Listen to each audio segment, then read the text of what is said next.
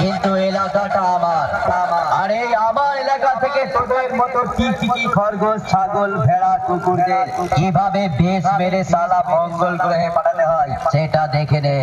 এই নে স্টার্টিং।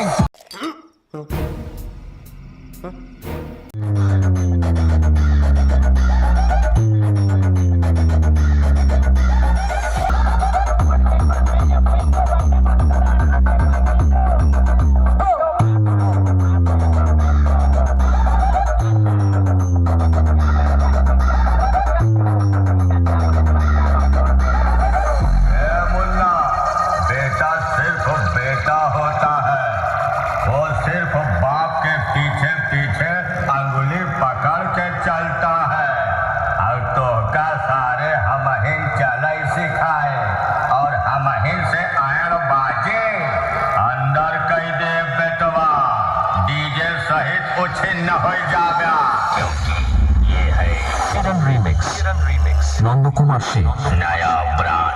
जब बजाऊंगा तो साले तुझको हार्ट अटैक आ जाएगा।